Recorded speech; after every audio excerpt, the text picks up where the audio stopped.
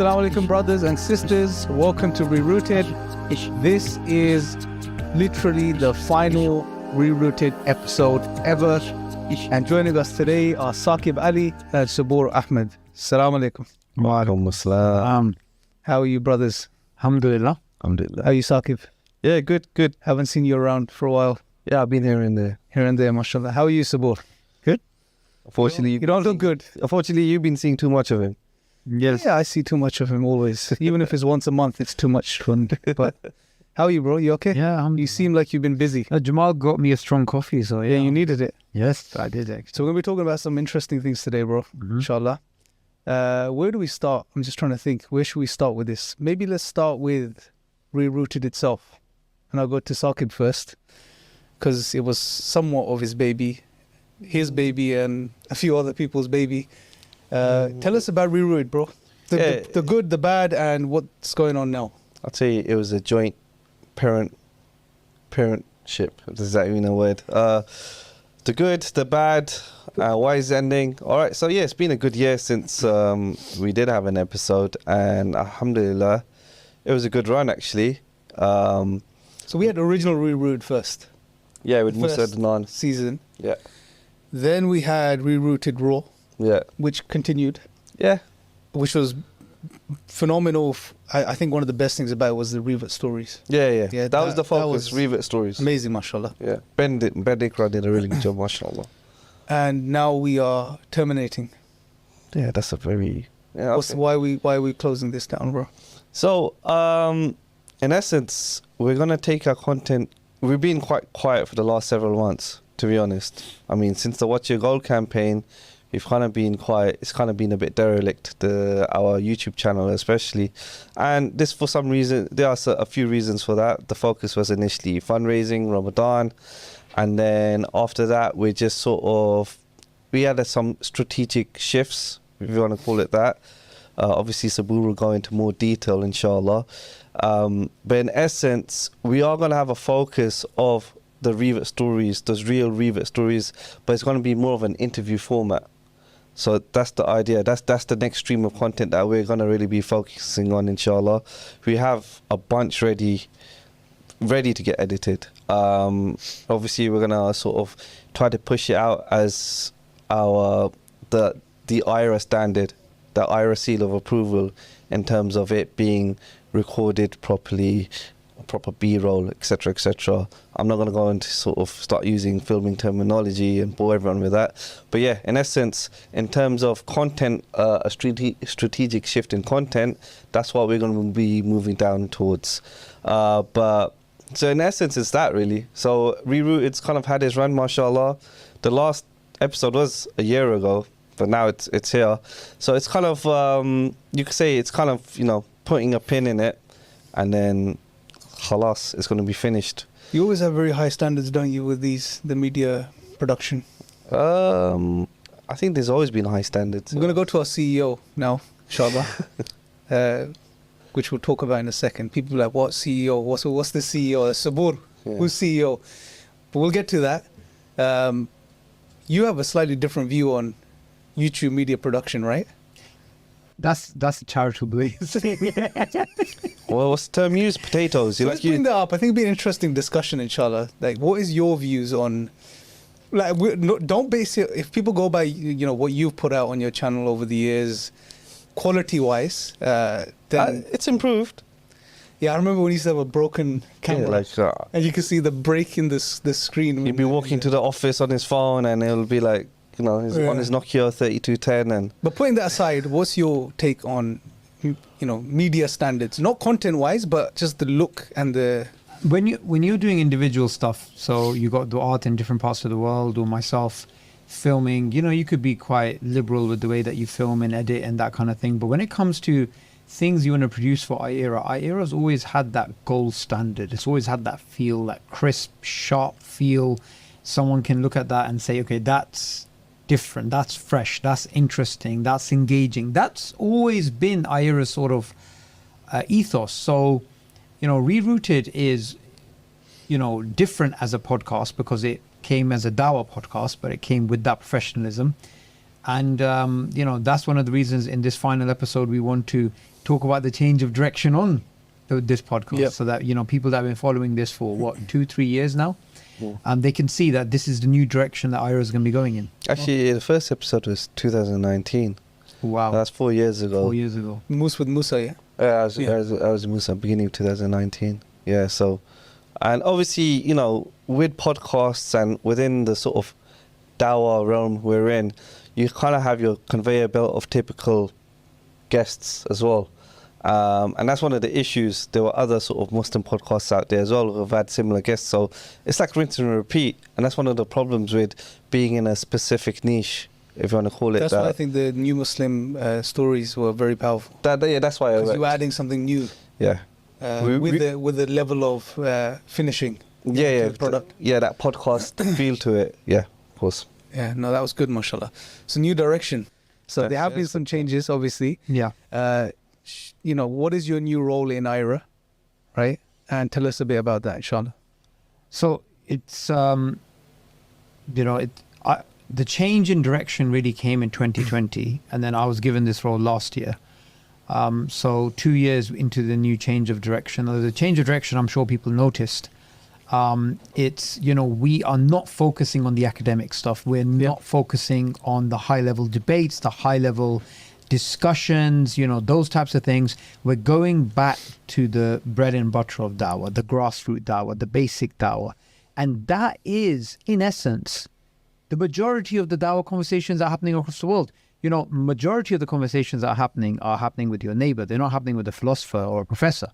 And that's what we want to specialize in. And to be good at anything, you need to focus. To be good at anything, you need that laser sharp focus. So, in 2020, there was a decision made to optimize iERA, to focus in on the regions. Where are we getting these shahadas from? Why are these shahadas coming in? What is the reasons that these people are accepting Islam? How can we actually increase these shahadas? What's the variables here? And then when we applied that thinking to certain regions like East Africa and the Philippines, we could see it's a simple formula. People are accepting Islam. The GoRap is working, the basic message of Islam, and taking care of these new Muslims. Once we have this model going and we start increasing the number of du'at, the number of shahadas, the number of new Muslims being supported just increased. So we went from, you spoke about 2019, 2019, 2018, 2017, these early years, we were on maybe 3,000. 1,000 shahadas. 2017, 3,000. Then it went to 5. Then it was 10. And so look at the trajectory. The trajectory, right? The early years of iERA, not even 100. Then we got to 1,000. Then it was sort of plateauing on 1,000, then 3,000. Then 2020 was around 5,000, right? 2022... 13,000. No, 2022, 2 years later, it went from 5 to over 50,000. So was that planned? Meaning, was that a part of the vision to get more shahadas? Yeah. Okay. It was very clear, and it came from the board directly. It was very clear that this is the direction we want to go into. We want to, previously, if you remember, we did these massive campaigns, 100 countries, and all of these things, and we were focusing on the mass movement. We were focusing on getting Muslims, people giving dawah, generally Muslims getting engaged in dawah, and we changed to let's have these specialized people, these people who are very good at what they're doing. Let's take a trip down memory lane, because it's probably important to go through this, like the phases of iERA, right? So initially, the first phase was 2009/2010, the launch tour, right? So should we just take it back there? Yeah, that'd be nice. That'd be nice. Do a quick recap, right? So who knows the story of Sheikh Green and Yusuf Chambers and Saqib Sattar? Do you want to go through that? Like, how did iERA come about? There was a need for a dawah organization to work at a very large scale. There are fantastic dawah organizations all across the world doing dawah, right? We're not saying we're the first one, and we work with all dawah organizations across the world. We're happy to do that. But a big, grand vision, right? A big idea, this is what we found was needed. And this is before I joined. I joined in 2010. So this is back in 2008, where Saqib Sattar, Yusuf Chambers, Sheikh Green, and then the next couple of months or the next year, I think Hamza joined. So that was the original core team, that they wanted this grand vision. We were going to give Dawah all across the world. So 2010, 2011, 12, 13, we find iERA's doing different things. They are doing grassroots Dawah, they are doing intellectual debates, they're doing intellectual talks. And even at that time, I'm sure people thought, these are different areas. I mean, during the inception of iERA, right, the goal rap methodology came about. I think Sheikh Green. No, I think Sheikh Green had the go rap. So the concept of the go rap before that. The basic idea of the go rap, I believe it was called something foundations, right? So Sheikh Green had the go rap, but it was called something else. And importantly, this idea, sometimes, you know, something can be really important, but it's glossed over, right? I attended, you know, I've attended Dawah trainings online, offline, and I can say that the Go Rap is literally a revolution in thinking. Even today, even now that it's online, you go online, find a Dawah course. In fact, even some Dawah teams, they've launched their own Dawah courses. What's unique about iERA is that they designed a methodology to give Dawah, which was grounded in the Sunnah, grounded in the Quran, and it was so incredibly simple, and it bypassed a lot of issues which were hindrances to Dawah, right? So that is, I believe, one of the reasons why iERA really took off, because we were ready to go and tell people, what you got to do is, you essentially you have to get to the root of the issue, which is, who decides what is right and wrong? Who decides what is true? And just to get to the central message of Islam, speak about the truthfulness of Islam, Tawheed, the Quran, the Prophet ﷺ, that's it. You get away from everything, because it is a distraction. So that revolutionary thinking was one of the reasons why iERA became very well known. Yeah. All across the world. So then there were, so initially 2011, 2012, they were iERA as an organization, or just delivering all these Dawah training courses, right? All across the UK. All across the UK. We found ourselves, yeah. And then from then, 2012 was the Olympics. Yeah. Campaign. Yeah. I think the Olympics could be seen as a point of inflection, because we were always talking about the mass movement, big numbers, galvanizing people in a big way. And there's around 500 people all wearing yellow T-shirts. It's not just a game. It's not just a game. Visually very appealing, clear for everyone to see. Wow, there is something big going So what was the on point of the campaigns?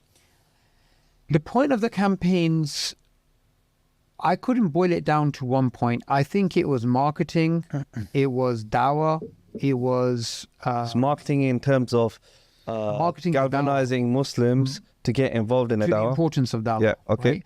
We also, in a way, were creating identity, right? So the du'at wearing, you know, the same T-shirts with the same go rap, giving the Dawah a very particular. I mean, we could have given people, you know, collared shirts and something different, like Jehovah's Witnesses or whatever. There was a particular thinking behind the color, the design, even the venue, the way it's going to be filmed. It's contemporary, yeah. Yeah, so we wanted, you know, something special.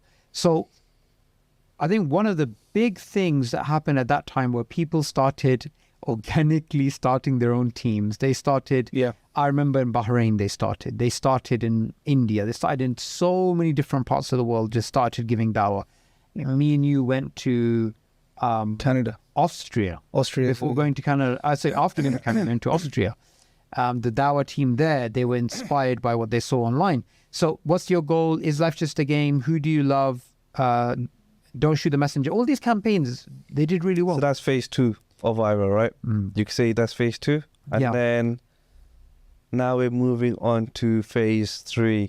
No, during phase 2, there was another activity we were involved in, which Which is was intellectual the Dawah. debates. Yeah, right? yeah. So Lawrence Krauss, Hamza Zotzi. I mean, Lawrence, everybody always goes back to Lawrence Krauss debate, but that was, if you like, the peak of it. There were debates happening all over the country, right? And there was really big, guys that were being debated. Some infamous ones in Ireland. And yeah, absolutely. There were all sorts of these debates and discussions happening, and that's just one that took off, right? I mean, it is respectively is a form of dawah, though. Like, just having that stage, having that platform where intellectual du'at are there and present, it is a great form of dawah in it of itself. Yeah. Even though a good chunk of people may not understand it. There's a place for it, definitely. Yeah. I think with the problem, if I could summarize it, would be that if you as an organization are doing the intellectual dawah, then you're doing grassroots, then your resources and your energy is going to go sometimes 50-50, sometimes 60-40. There's no focus. It's split. Yeah. But if you think about the actual percentage of people that need the grassroots and the percentage of people that need the intellectual, you'll see that actually the vast majority of people need the grassroots. Yeah. I mean, it is niche. Like, it's super niche. It's niche. Yeah. And the problem with a niche, having something niche as part of your activities, is that the public is confused. Say the Muslim supporters, they're confused. So are they doing grassroots dawah? Are they doing intellectual dawah? Is it that the grassroots du'at need to get up to the level of intellectual dawah? Is it that there's this type of chain that you need to go up, this ladder? And that was definitely not the plan. It was just about the direct grassroots dawah. That was the core. That was always supposed to be the core. And so the change in 2020 in wait, hold on. There's another phase. She's jumping ahead. We're taking a trip down memory lane. It's been nearly 15 years of iERA, right? So phase 2, we're finishing. You're a good host. Yeah, thanks. We're just wrapping up on it.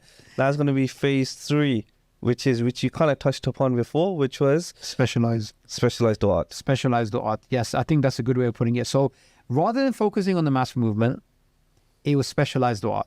So we stopped doing these big campaigns because it wasn't that the big campaigns couldn't fit our strategy. It's that a big campaign will take up a lot of your time, will take up a lot of your energy, your resource, your focus. You can't do everything, right? So we decided to bring on outreach specialists, people very good at dawah. Now, at this point, and I'm glad you called it phase 3, we didn't distinguish between the grassroots and the intellectual. So we had Sheikh Fahd Taslim in America, who's intellectual. Then we had Ali Bishara, who's doing the grassroots dawah. It's around 2016, 2017? Yeah, around that time, yeah. Okay.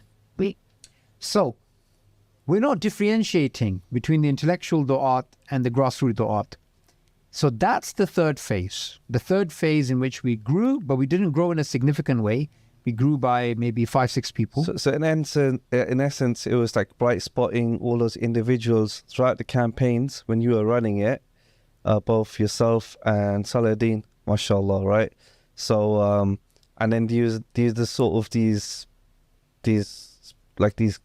gems, right, who were being unearthed all around the world, be it Honduras with Ayman Hamami, mashallah, or Sheikh Fahad in America. Right. So that's like, they were the first few hirings, right, from the culmination of these campaigns. Yeah. But what were you looking for? No, that is the way they were. They were. They kind of rose to the top from the exactly. Yeah. Ayman Hamami, that's exactly how he came into our purview. We saw him during the campaigns. The same with others. But what were you looking for? Like, what was their what was the sort of end goal in mind by which you were deciding, okay, this is the sort of perfect person we're looking for a role? The idea was, rather than training up the masses of the public to get involved in that, but now you're focused. We are going to have specialized du'at who are going to give dawah. They can train the public as well, but they then are going to focus on giving dawah. Now, at that particular time, our metrics of success were quite varied. So how many people were given the message of Islam to? Debate, how did the debate go? University talks, how many talks are delivered? How many teams are created? At that time, it was about creating teams.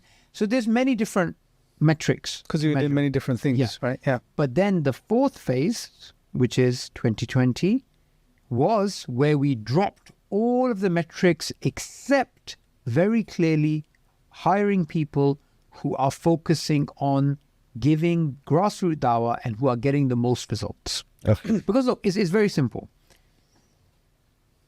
Say you have hired 2 du'at. They're in the same city. One is getting 10 shahadas with 80% retention. Wait, actually, let's take a step back again here. Why, beforehand when we were running the campaigns, we had the art, volunteering and everything. So why did we have to hire them? Why can't we just keep them on a voluntary basis? Excellent. We were happy to have them volunteering for us, and they would have volunteered for us regardless. What we wanted to do was free up their time from their day-to-day job so that they could focus on Fully the dawah. focus, yeah. So for example, Ayman Hamimi in Honduras is a trained lawyer. That's what he does as a profession. That comes with a lot of commitment. He has court dates, he has clients, maybe he's getting people out of jail. I don't know.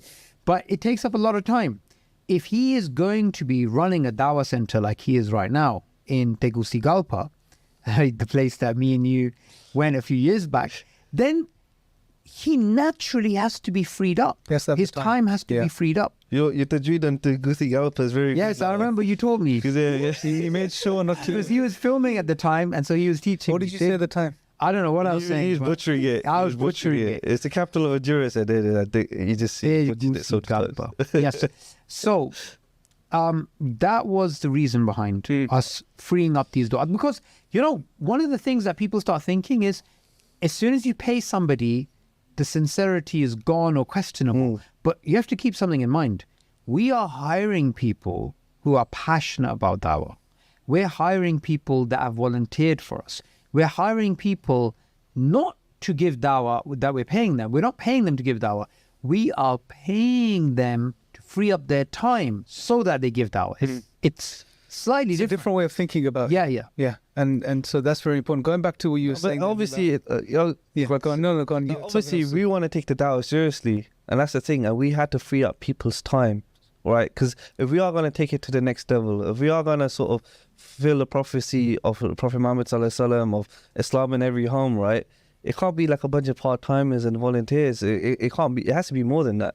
Obviously, volunteers do have a place in it, and as well as people doing part-time.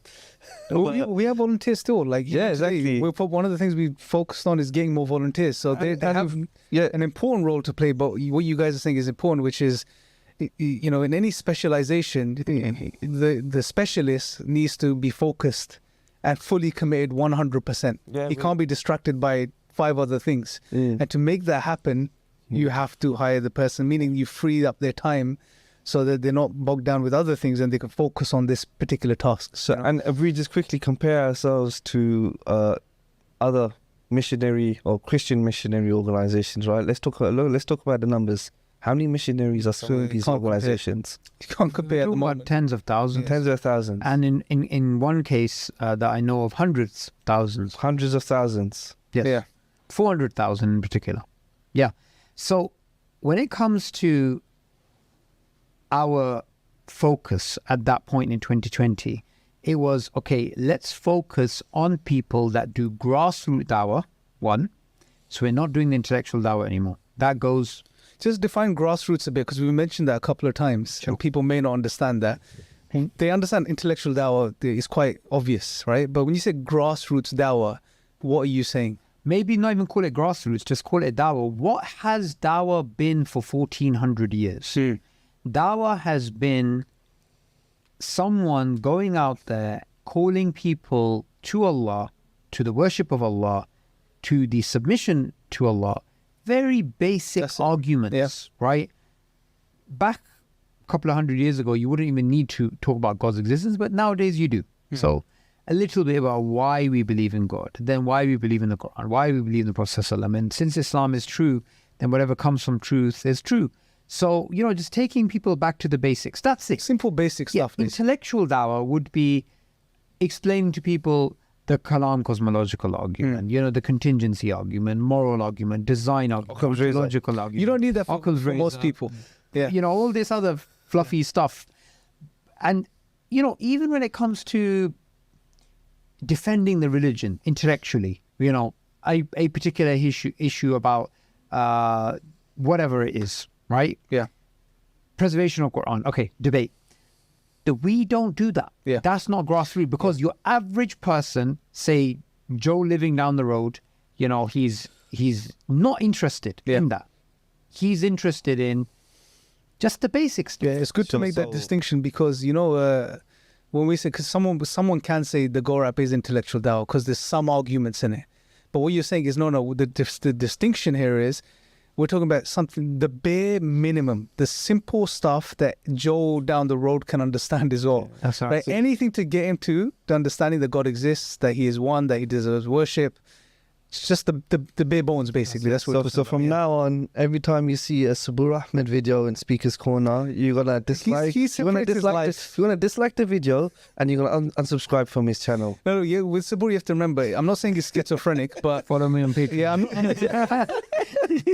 yeah, I'm not saying he's schizophrenic, but Time for shameless plugging. there are different Come on, make sure you cut that bit out. Yeah, there's a few different Saburs. So let's leave out Sabur Ahmed on his Darwinian delusions aside, and just focus on the Sabur Ahmed iERA right now. We should just use the second part of the channel name. Yes. You agreed we were gonna crack him. I'm gonna start cracking him. Yeah, but it's a hard job for Jamal then, isn't it? He needs to cut so many things. Jamal's alright. Anyway, let's get you back now to the point you were talking about. The Phase 3 is done. Phase 4 metrics, And the that's focus, Phase 4, yeah. the criteria to pick someone that is a full-time paid dawah at the iERA. You just like to talk about that before he rudely interrupted you. Yeah, so we wanted not only to bring in people who do grassroots dawah, and we've defined that now. We wanted those people we wanted them to focus on areas that are successful. So say you are in the Philippines, there's the area of Luzon. In that area, there's a particular city. In that city, there's a particular region. There's a neighborhood of people who are accepting Islam. Focus on them. Oh, a few more people are accepting Islam there than we anticipated. Send in a new Muslim teacher. Send in another da'i. We don't need to spread our wings everywhere. We don't need to spread ourselves so thin. We can just start focusing in on, okay, this region of East Africa, this is pretty fruitful. This area of East Africa, this country, this city, this How village. do you discover an area is fruitful? What do we do? This is a good question. Say a country like Malawi, Uganda, Tanzania, say these countries, right? The very first thing is we've hired a few du'at.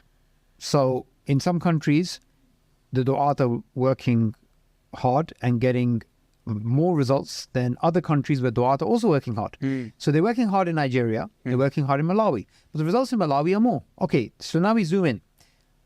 Is it that Malawi is doing better because that particular da'i in Malawi is better than the da'i in Nigeria? Or is it that the people are more receptive? Actually, we've discovered they're both working hard. It's just that the people of Malawi are more receptive to Islam. Okay, now we go in. So since they're more receptive to Islam, we're more likely to get shahadas here than if we increased in Nigeria or Ghana, wherever. So then we'll start hiring more people in Malawi.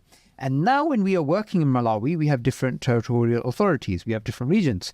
Some regions have more Muslims than others. And the area, now this is interesting. Now this is where we start doing the analysis part. In London, are people more likely to accept Islam than in Grimsby? Would you say? They're not Just more off the top of your I'm head. saying London is more. I would say they're not more likely in London. I think they're more likely Okay. in London. Let's just say you live in Southall, so we'll ignore your ideas about London, right? Yeah. You just live in a particularly different part. A place you love to visit and be there and message me whenever it's And there. as Saqib said, in areas where there's a lot of Muslims, people are more likely to accept Islam. We've seen this again and again. Okay? So, in certain areas in Malawi, we will find, oh wait, there's people. So I visited a place called Bangwe. So in this area, people are accepting Islam. So what we would do, we would say, okay, So now we know another factor. It's not only Malawi, it's areas in Malawi which are villages, not cities. Because previously our guys used to give dawah in the city.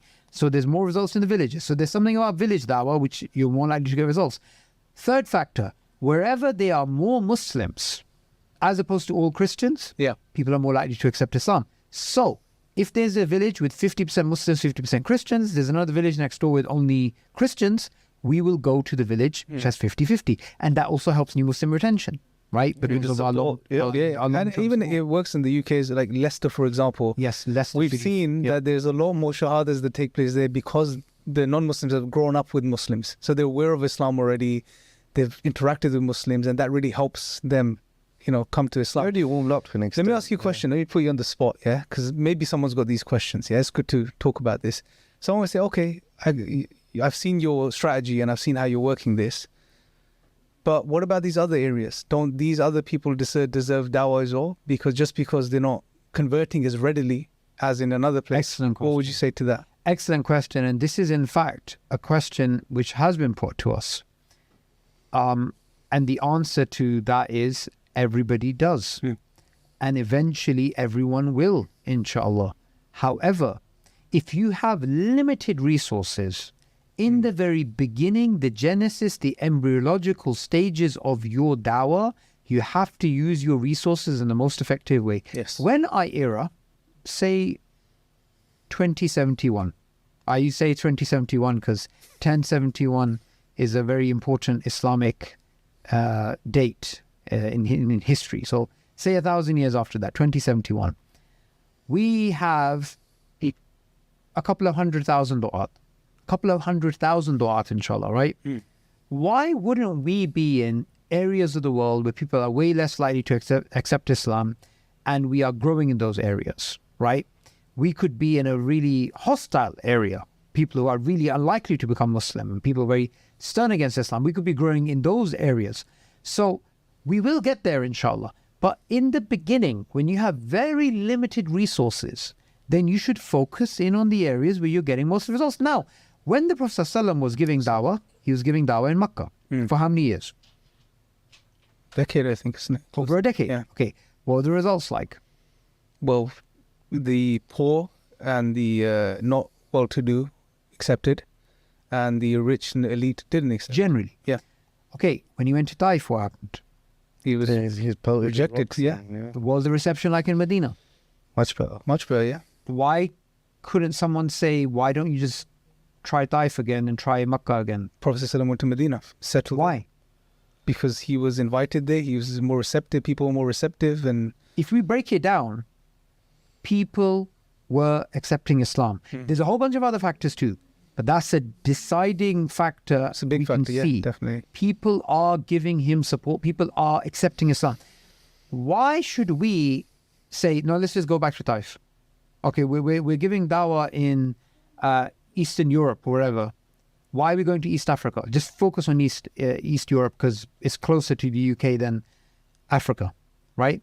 So we're not doing that. Where we are getting results, we are focusing in. Now, these factors I mentioned, so we narrow it down to the area, we narrow it down to the du'at. Okay, now we look at other things in terms of optimization.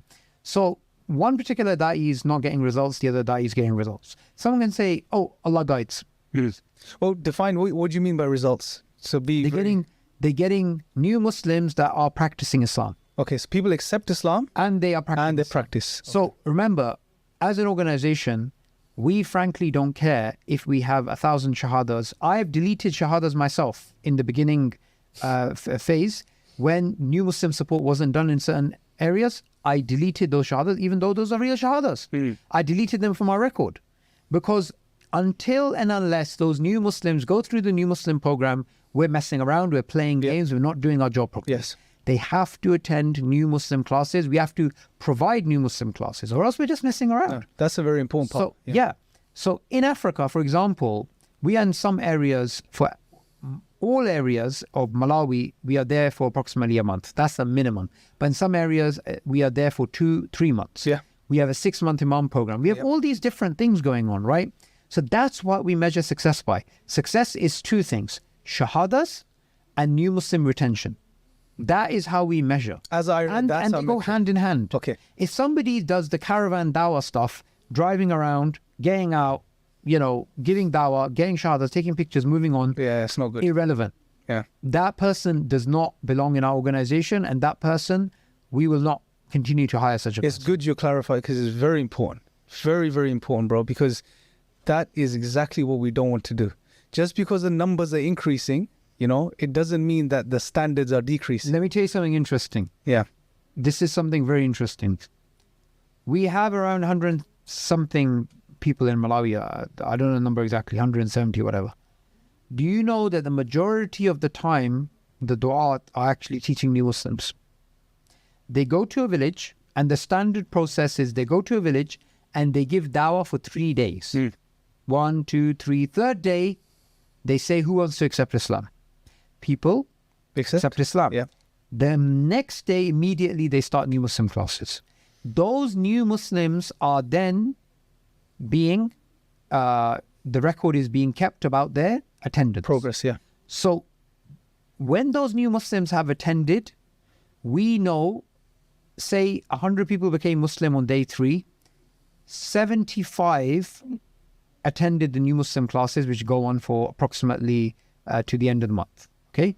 Now, those people of those 75, we say those are retention.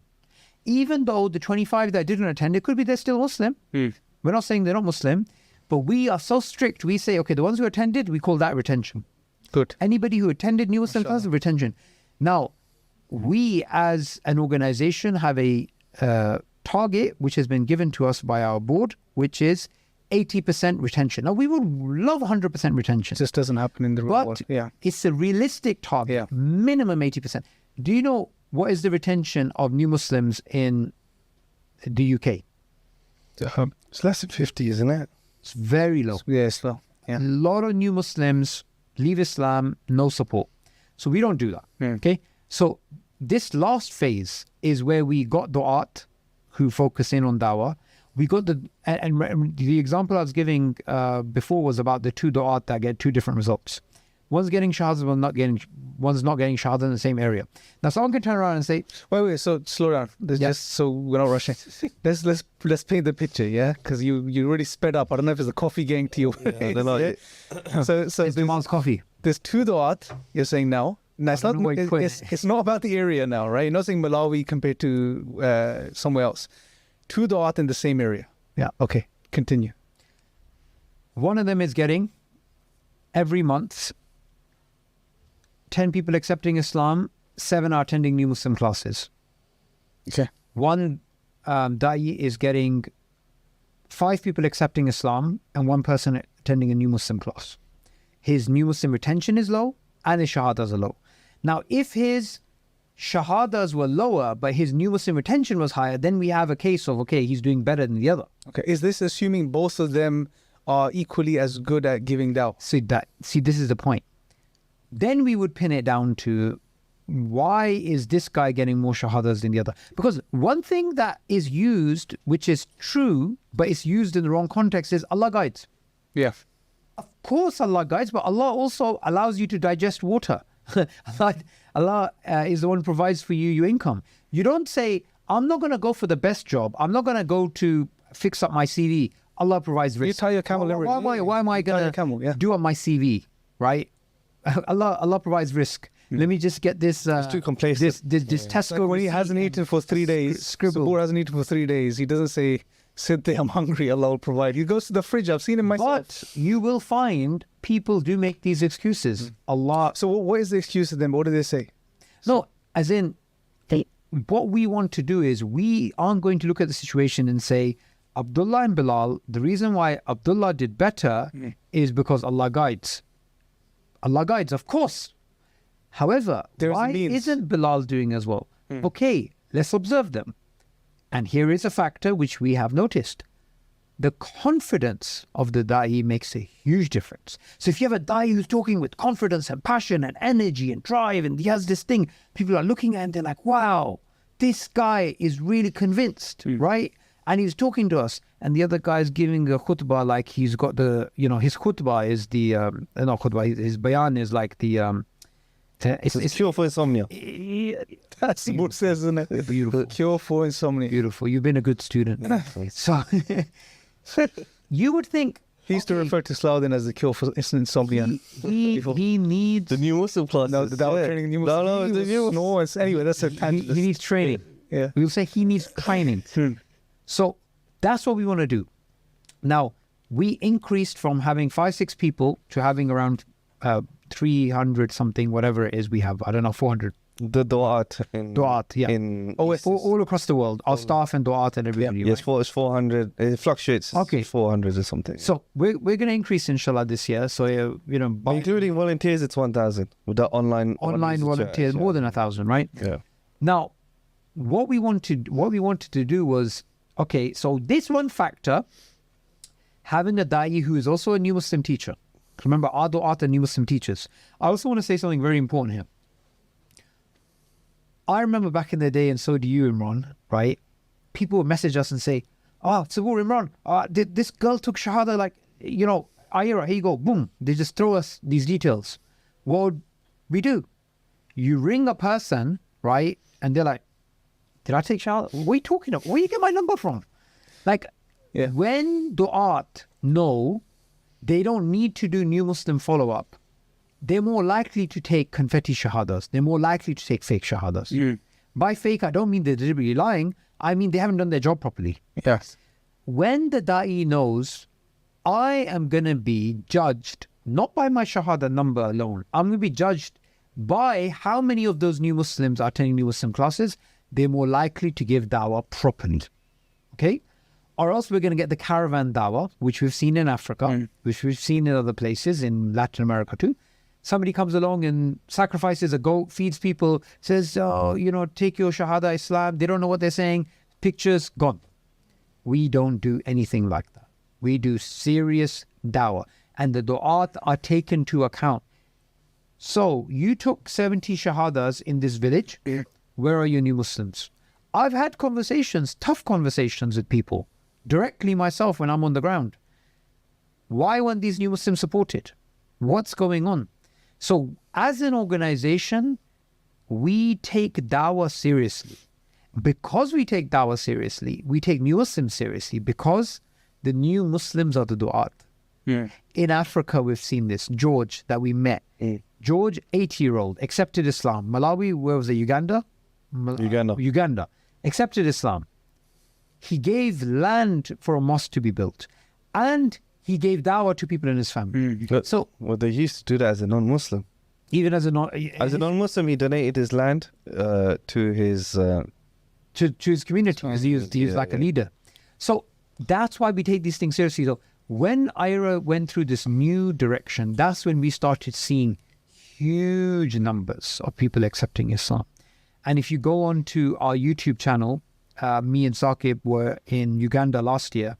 We actually documented what is going on with these new Muslims. Because, I'll tell you something.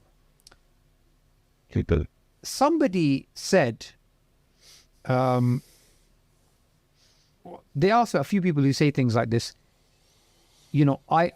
something to the effect of, I hope these numbers are real, or, just like a bit, people just, some people. Oh yeah, that was a Facebook comment. Yeah. I saw that, Some people are a bit negative about numbers. Yeah. The fact is this: every single thing that we do with the mindset of new Muslims first. For example, we don't even choose areas where we know new Muslims support after the dawah will be difficult. For example, there's certain areas in Africa where the villages are the houses in the villages are very far from each other. One house here, one house all the way over there, and it's very difficult to bring people together. We don't want to work in those areas. We want to work in the areas where people are more likely to be gathered together, clustered together, and areas that we can access. So, for example, we can go from our center in Blantyre. We can go from our center in Blantyre, the office in Blantyre, to a village in one of the areas. If we wanted, we could go to a very remote region and give people dawah, where we cannot monitor because it's so remote. You have to trek there. We don't do that. We don't. And the only reason we don't currently is, like you said, is because We the can't resource monitor. plus the resources are limited. Like if you had enough resources, like we said, everyone deserves a message. No, but that's a different point, Yeah. because even if we had the resources, Yeah. right, we had people accepting Islam in large numbers. Because we can't monitor and provide long-term new Muslim support. Because remember, our new Muslim support, and I put up a video on my channel 2 days ago or yesterday, and that video goes over one area of Malawi and how that's receiving long-term new Muslim support. And that's happening all over Malawi, right? Because what we want is this. We want somebody to turn around and say, weren't you in this region in Blantyre 3 years ago? I saw some Facebook post that you were in this area. We want them to be able to go to that village and we can show them, here's the Imam that did the 6-month new Muslim program from the village. Here are the people who accepted Islam from the village. Here is the Dawah committee made up of all the new Muslims that we create before we left behind. Here is the new Muslim support officer that roams the region and takes care of many, many villages. Here are the other organizations which have got involved to support these new Muslims. We want an entire life cycle for these new Muslims. And I'll be honest with you guys. If iERA only focused on shahadas and did not provide new Muslim support, more than 90% of our time of the du'at in Africa would be freed up because they wouldn't have to teach new Muslims. So they would go from one village to another and they would get shahadas. Oh, the numbers will go up. The numbers would go up by, I just want you to think of this. Yeah. If currently in a place like Malawi, we're getting, I don't know the latest stats because they keep fluctuating, but say 3,000 a month. In Malawi, we have 150 something du'at. If we free up 90% of their time, which is teaching new Muslims the basics of Islam, then rather than getting 3,000 shahadas, 90% of their time is free. 9% more. It could be that we get 90% more shahadas. We're talking about huge numbers here. And remember, then we don't even need to restrict ourselves to areas, because remember, there are some areas where the shahadas are very high, could be very high, but we don't want to go there because we can't monitor. It would go through the roof. I would be saying, okay, every month we're getting, in Malawi alone, 20,000. 20, 30,000, 50,000. Well, it could be anything in Africa, right? Because there's certain regions which are really right. Same thing with Philippines. There were mass shahadas coming through, but the new Muslim support we could not provide because of the geography. The geography of the Philippines was very difficult. So that's why we're now focusing on the. Jamal was with me, and he saw to get to one community, we had to go over a lake, right, on a boat, and then get onto motorcycles and go through a volcanic alley, valley to get to this remote region. It was like literally the end of the earth. Right? It felt like that. So we always do things according to new Muslim. It's very important. Focus. Yeah. Now look at this, right? We changed iERA's direction from the intellectual to the grassroots, which allowed us to then zoom in and ask these questions. If we were still focusing on intellectual stuff, we would not be able to have these level of, this level of detail of planning, right, and resource allocation. So that's one of the, I think, benefits of having this type of hyper focus, and which is why on this Rerouted, which is going to be the last one, we want to explain to people why we're changing direction, why this is the best for iERA's goals, its objectives, because 2030, we want 1 million people accepting Islam, inshallah, on an annual basis with 80% retention. Currently, we're on 65,000. Last year was 50,000. The year before was around 14,000, just about 14,000. And it's good we're getting into this much detail because it gives clarity to the people watching and supporting as well. Because they can see, because if currently, if all they see is, okay, this is the target, we want 1 million shahadas, we got 50,000 this month, 60,000. There may be loads of questions people have. So we're trying to iron out as many things as we can and discuss the nitty-gritties as well, which is very important. Is there anything you want to ask? I was going to say this, actually, is just adding on to Sabu's point, though. In terms of the shahada trajectory, is that, alhamdulillah, we did get 65,000 last year, our last financial year. But the issue is that we were 10,000 off our target, weren't we? So for us to reach that 1 million a year target by 2030, we kind of have to make up for the lost, I don't know. But We do, and this is where, look, two things which are quite important. The first is that we need financial support. There's no other way of putting it. If we are going to take this message to the corners of the world, it's going to take money. Yes. It's not, I mean, there's no other way of putting it. So that's one thing. The second thing which we have in place, but we are improving continuously, is a system, which is how do we bring on the best du'at? How do we monitor them? How do we make sure they're taking care of new Muslims? How do we make sure that the new Muslims are being in contact with us long term? What do they need? How do you put them into contact with others? So the system we already have, and we are improving, and we want to make it more efficient. Just today, I had a meeting, and in the meeting, I was explaining to them how in Malawi, we have not increased our du'at, but we're getting more shahadas and more retention. So we're continuously trying to be more effective. We're finding ways to optimize. However, the financial support, without it, we won't be able to achieve our objective. Yes, and it's because linked to what he's saying as well, it's important that the target itself, whatever the number is in line with the amount of resources we have too. So I'm assuming that those two, you consider the resources when you set the targets, because you can theoretically say, take a resource and push them to the point where they become detrimental for themselves, right? And it implodes basically. That is exactly the sort of thing which our fundraising department does. It works out for, now this is very important. Before you go into that, yeah, anyone who wants to support the Dawah, what do they need to do? Yeah, what's the link? The link you will see. Yeah, you'll see the link here. Okay, cool. So the point I was making, what was the last point? So I was asking you about the resources, the targets been in line how with the they set, resources. right? Yeah. We don't put the cart before the horse. Okay? Yes. We don't say we got to get 1 million shahadas. Don't think about the we've got like resources. £5 and 2 apples in our pocket. And two outreach specialists. Yeah, two outreach specialists and a jinn, Yeah. right? I mean, you need more humans. You need more Homo sapiens, right?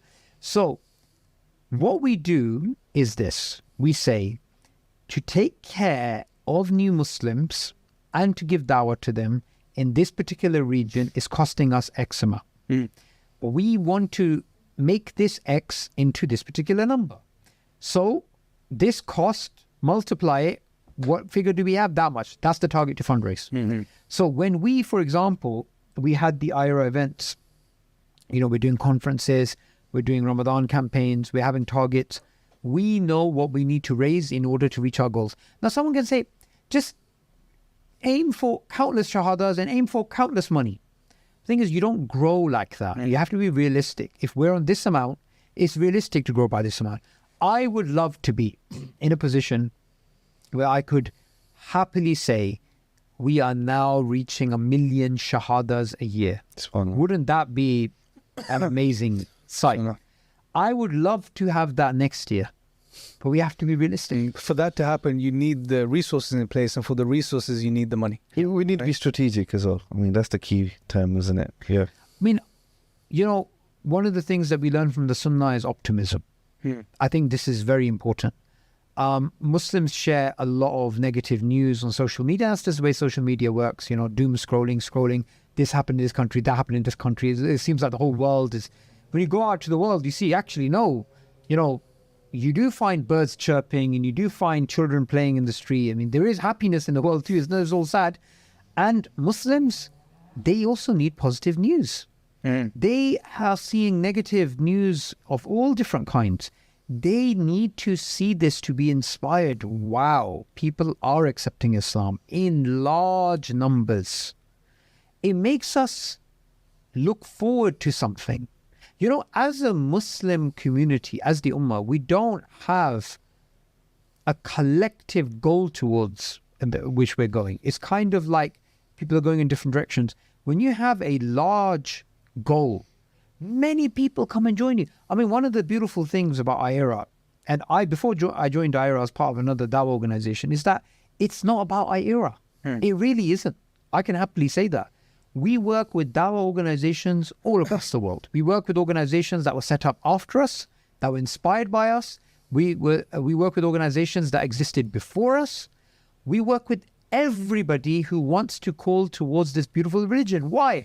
Because we understand Islam will enter every house. That for that vision, you need Muslims collectively working together. iERA is simply the largest. But it doesn't mean it's the only one. It doesn't mean that we don't value the other people who've been doing the hard work. In fact, one of our very important tactics is to go to a country before we open our mouth, before we talk, before we do anything. We find the local Dawah organizations and we talk to them. The Dawah audit. Yeah.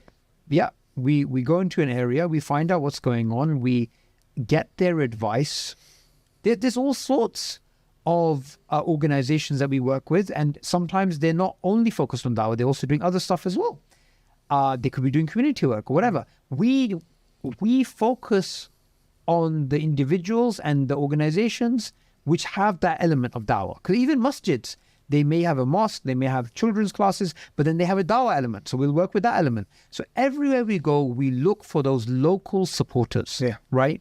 And I think that's why iERA in 2010, when I came through the door, was based in, London with a few contacts in Europe.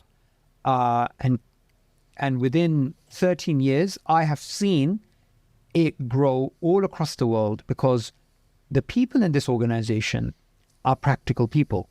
You take anyone from HQ, from our HQ here in London, you grab them, you talk to them, you realize they're broad-minded, they want to work with other people, they want to work with other organizations, they're friendly, they're amicable. That's how you work.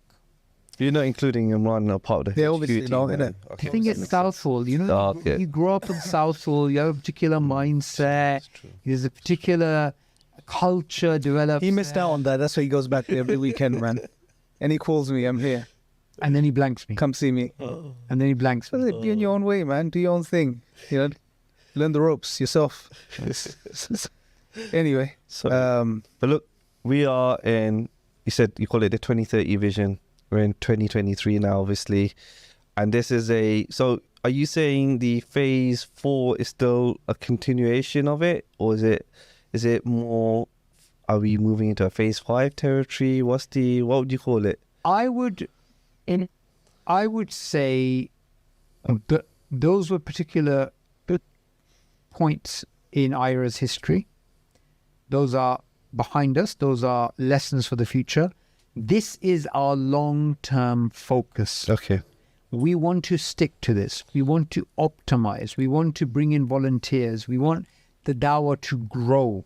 Pretty much those first 3 phases were pretty much where we are right now. And the phases weren't like, snakes and ladders. It was all going in one. It was going towards where we're going now. We could see things were chiseling away to get to the sculpture that we are now. Lessons learned, best practices, etc., etc. Yeah. And now we're like that sort of well-oiled machine, alhamdulillah. Yeah, lean. Because when you have focus, you're lean. Some businesses, right? They have very few things on their menu. Some restaurants, some dessert places. I'm not sure if you have experienced this, but you go to a dessert place, sometimes there's lots of things on there, you don't know what to order. You go to another place, there's a few things and they're really good at it. So focus, hyper focus, laser focus is something which leads to results. And why shouldn't we focus on this? This is the most important thing.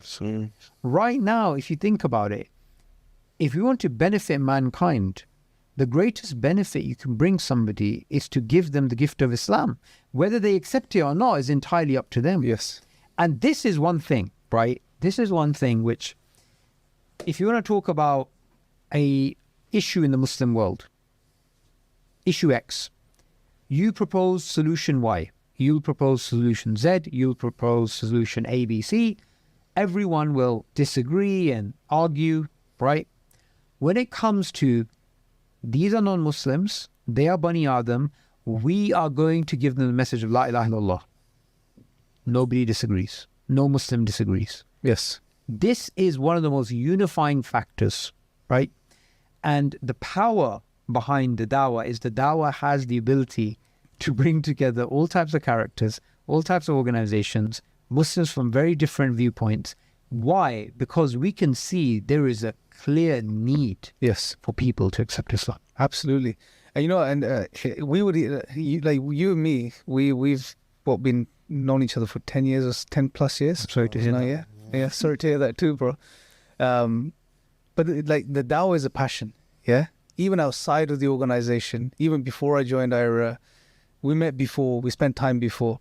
The Dawah is a passion, right? And we encourage everyone, even people watching right now, right? Obviously support this work that we're doing, but do the Dawah yourself as well, right? It's something everyone needs to engage in, right? Everyone needs to do. And the best examples for us were the prophets. They all gave Dawah. They were the best of people and had the best of roles. And their fundamental role was to call humanity back to their creator. That's why they were messengers and prophets. So invite people, share the message of Islam, right? Talk to anyone. And like as iERA, we have a like you said, we've been discussing the focus the past hour. We have a clear vision, a clear focus. We're an organization. We had the phase where we were putting our fingers in every single place, you know, and that's not effective, right? As an organization, we need to focus. Now we've got our focus, we're focusing in, but the average person out there, you should still give Dawah, you know, in your own capacity, in your own locality, speak to whoever you want. And iERA encourages. absolutely. And this is when we still do Dawah training courses. Yeah. You know, many of the Dawah training courses attendees, they don't join us. 99% of them, 95% wouldn't join us, right? But they'll still, hopefully, the aim is that we train them, we inspire them so they can go and easily give Dawah to someone, right? And the Go-Right method is a phenomenal method to do that. You guys can go check that out on training.iera.org, right? So you can learn that whole thing for free, inshallah. That's a resource we have up there.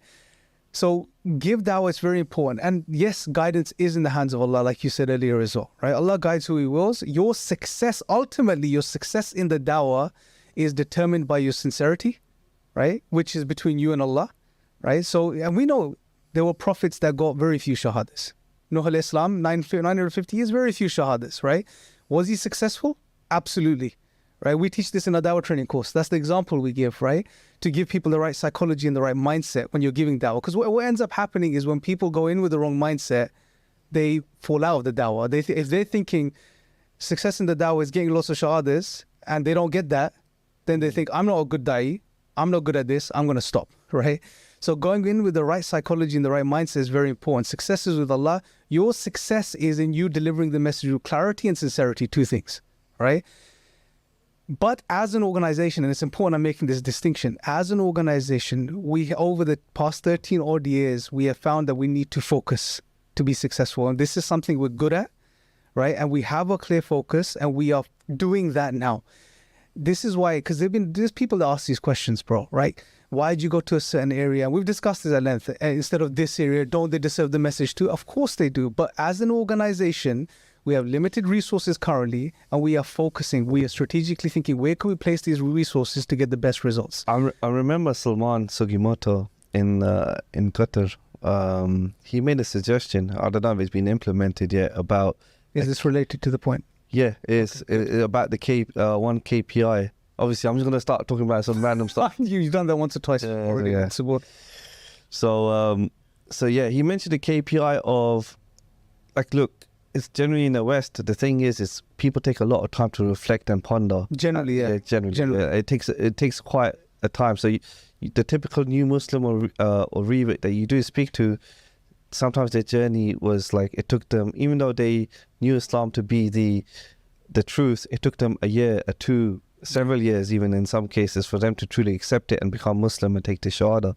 And then he did suggest a KPI of every time you have a conversation as a da'i with a non-Muslim and they accept Tawheed, like the oneness of Allah, that should be taken down as a sort of KPI. It's very difficult, bro. Nah? Why? I don't know. It just sounds like something, like, how do you judge that? Okay. Because then at the end of the conversation... they may say, I agree with Tawheed, Yeah. right? And you take what you're saying, No, but the thing is, if we look at where it's headed, it's still headed in the same direction. Yes. Yeah. Inshallah. So, for example, if we really want to optimize, we go to a village, 7 people accept Islam out of 30, but the rest have accepted G, Okay, yeah. which is God, which means God. And some have accepted O. Yeah. Some are Yes. confused about R. So, I Revelation. mean, I understand what he's saying. And look, this is beautiful because if we want to work at a large scale, we need metrics. Yep. Data. We need data, Yeah. right? When Elon Musk is making decisions for Twitter, right, he's using data. So is Zuckerberg. So is, what's that, Bezos guy, right? Who's your inspiration as a CEO? The question came to mind. Vince McMahon. You must have an inspiration. Mick Foley. No. Vince McMahon is the CEO. No, but genuinely, who is your inspiration? You must have someone that you... I have honestly not thought about that. Seriously, you haven't even thought about being a CEO right now. I've honestly not. They call me off guard there. One thing I find hard to believe is that I'm the CEO because I came in as a volunteer, and iERA, I remember Saqib Sattar, Sheikh Green, Yusuf Chambers in the early days, 2010, 2011. When I said something to them, I'm being absolutely honest with you guys, they took it seriously. And they took it seriously if someone else said something. Because I think one of the blessings of being in an organization like this is that the founders of this organization listen to people. That makes a difference. It really does make a difference because you will not progress if the people, I don't like you saying the word bottom, right? But people right in the grassroots, right at the bottom, if they do not have a voice to speak to the people who make the decisions and they have no input, you will not have a successful Dawah organization. So from the very beginning, that was there. And I think that, you said what inspires me, that way of thinking inspires me. Listening. Just listening, just having the ability to listen. There are sometimes fantastic ideas in the Dawah. In fact, even The Man in the Red Underpants as a book, that was suggested, the whole concept of it came up, did a Dawah training course, someone came up with the example and the Sheikh took that. So I think that's what's really inspiring, right? Really, really inspiring. I would hope, by 2071, we're all gone, right? Maybe Saqib's a really old man by then, the rest of us are gone. He's Inshallah. Like Futurama, just ahead. Brain in In the back of the day, I hope people listen to this. I hope people really do listen to this because I think this is one of the most powerful things you can have as a culture, where everybody's say is valued. It's actually valued. And I would add even Johnny Muller. For those of you who know, put his picture up somewhere. Our distribution guy, right? So let's put it to the test, yeah? I've got this great idea. You can't laugh at me now, yeah? What if we get all our art, yeah, to become shepherds? Fantastic idea. Do you like Where that? did you think of that? No, I'm just like, I think the podcast is getting made long, so Saqib. I know. By the way, Changed. that's a good joke to end on. It is actually a good joke to end So I think one of the things we should end on, bro, is we've announced that you're the CEO, mashallah, now for iERA going forward. You took a while to announce that. We're not going to get into why. We'll ask you why. You are the CEO. There's people watching that support iERA. There's people watching that have supported your work generally, even outside and before you became CEO. What is your pledge to the people? What do you want to say to them? I want to put That's you on the really spot. sticking it on me. Yeah. Of course, you're CEO now. You're a responsible guy, bro. Bismillah. You share the vision, but what do you pledge? What are you saying to them? yeah, how are we going to fulfill that vision? There are many pledges that can be made when it comes to the Dawah.